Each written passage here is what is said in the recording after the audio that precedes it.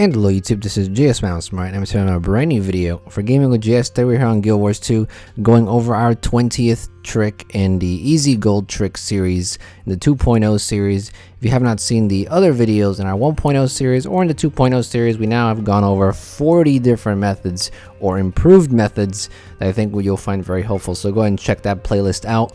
This will probably be the last video in the 2.0 series, just like the 20th video is the last one in the 1.0 series, unless I see something majorly news breaking, that I'll definitely add it, but if not, then I think that'll be it, but maybe there'll be more, so stay tuned. I'll leave the link to the playlist in the description, as well as a card on screen, as well as an annotation on screen right now. But for today's video, we're going to be taking a look at Ley-Line sparks and how you can use your ordinary bloodstone dust that you probably have tons of, as well as some quartz, to make Ley-Line infused tools, which sell for 3 to 4 gold.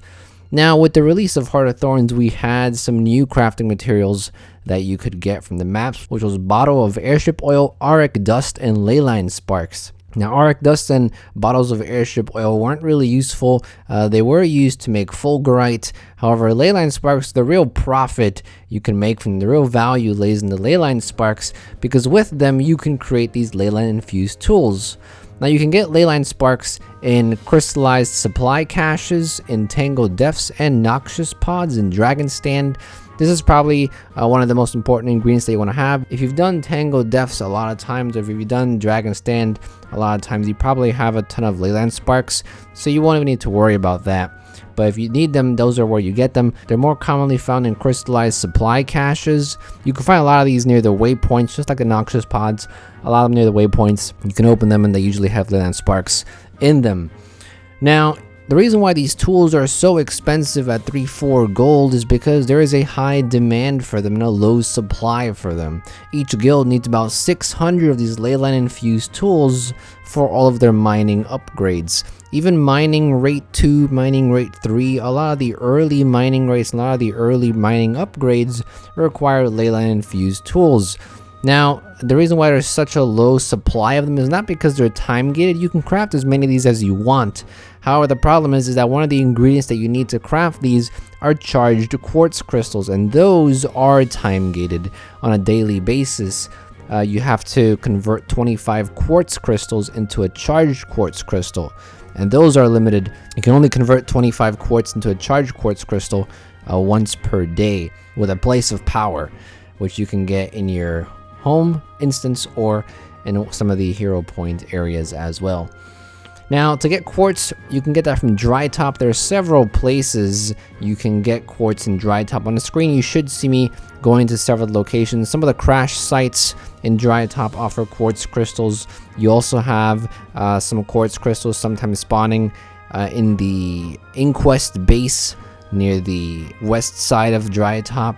And there's also a rich quartz formation, which allows you to mine it several times when you kill the Queen Script, I believe it is, after you reach a certain tier in Dry Top. So if you do Dry Top a lot, you probably have reached a tier where you can go ahead and kill the Queen Script, and there is a rich quartz vein in that area. Most maps usually reach this tier, so it shouldn't be too difficult. But every day you could just mine this quartz, especially if you have a home instance. You can mine the quartz as well.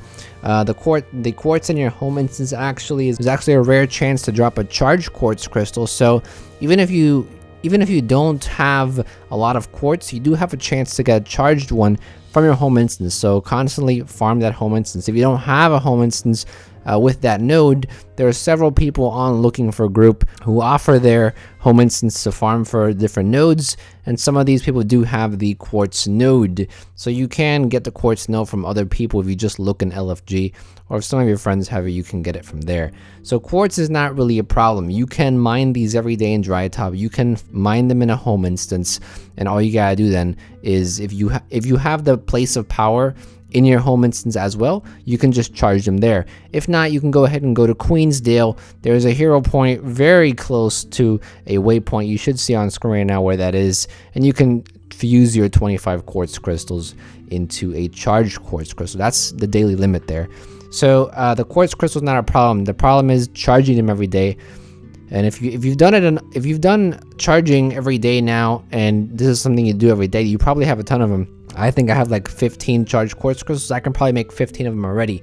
But this is one of the ways that the home instance becomes very rewarding, because not only can you mine for the quartz in your home instance, but you can also very easily transform them into a charged quartz crystal. So this entire process doesn't take very long, especially if you have a lot of the resources in your home instance, and especially if you've been farming for quartz every day now, then you should have a ton of them and you can just convert them. Now the other two materials is bloodstone dust, which you should have piles and piles of. I know some people who have 3 bank tabs or 3 rows of bloodstone dust in their bank, so that shouldn't be a problem at all. The orichalcum mining pick also shouldn't be a problem either, and with those 4 ingredients you can then use a 400 weaponsmithing. Yes, you do need 400 weaponsmithing. That is one of the requirements. The recipe won't be available to you if you don't have 400 weaponsmithing, but I think at this point you should probably have weaponsmithing at 400. It's highly recommended that you do, because a lot of the classes do require the weaponsmithing to get your ascended gear, or to actually get some rares or exotic that you want to craft, or any of your armor that you want to craft, so you should have that as well. So you need weaponsmithing 400, bloodstone dust, orichalcum mining pick, Ley-Line sparks, and you need charged quartz crystals. And all of those you only need 1 of, so there's not many requirements for this. Bloodstone dust, you need 50 of them, but you have a ton of that anyway. So for minimal effort, for gathering these few ingredients, you can make 3-4 gold by selling these Ley-Line infused tools. So along with your daily, while you're doing your daily to get your 2 gold, you may as well also do this to get another 3-4 gold, and heck, you're making a good 5 to 7 gold every day very easily with not much effort. Now, even if you don't have the quartz, I know some people have told me that sometimes they're short of quartz crystal. They don't get exactly 25. If that's the case, you can buy the rest from the trading post, because they are fairly cheap. They cost about 10 to 11 silver, and in fact, even if you were to buy all the quartz crystals from a trading post, you would still make a profit by converting it to a charged quartz crystal. Assuming you have all the other materials, you still make a profit, because buying 25 quartz crystal takes about 2.75 gold, and you can sell your infused tool for about 3.75 gold. You're still making a profit of about 40 silver. So it goes to show you how good this method is to make some money. Even if you don't have the quartz, you can just buy it all, then infuse them to a charged quartz, and you're still making money. Obviously, that's not a smart decision, because the resources are available for you to get the quartz. You may as well do it and not, do the lazy effort to just buy them, because you're gonna be losing some money. This is easy money. That's pretty much how I've been making some gold quite lately. This is a method I've had in the book for quite some time now. It's just been taking a while to get this method out, because I wasn't sure if it's gonna stay profitable. I wasn't sure if it was gonna stay in high demand, this item, but it has been. So I think this will help a lot of you out who need some extra gold. This is a great way to make some gold. It's an easy way, it's a quick way, and doesn't require much effort other than remembering, hey, I need to mine the quartz, I need to infuse the quartz into a quartz crystal. In fact, this method gets even easier if you have a supply cache. The crystallized supply caches, if you have that node in your house, then you have almost every ingredient in your house. If you have the lost bandit chest even in your house, then you get bloodstone dust from that too. This is one of these items where you can get all the resources from your home instance. You can get the charged quartz crystal from your quartz formation on a rare drop. If not, just mine it every day. You can get the bloodstone from a lot of the things you can open up in your home instance. You can get a Ley-Line spark from the crystallized supply cache from your home instance, and you can get an orichalcum mining pick from any vendor in your home city. So generally speaking, a lot of these items are right in your home instance or near your home instance. Whenever you log in, just head over to your home instance, and you can get your 3-4 gold profit started very easily. So hopefully you enjoyed the video. Hopefully this method helped you out. It's a really good one, and I think it's a great way to end the 2.0 series, if there isn't going to be any groundbreaking news that I add to the series. And if you like the video, go and give it a like. If you haven't subscribed yet, go and subscribe to the channel. Lots of other Guild Wars 2 content, Guild Wars 2 guides, gold guides, tutorials, news updates, patch reviews, lots of cool stuff, lots of regular gaming stuff anyway on our channel. More general gaming stuff also coming to the channel.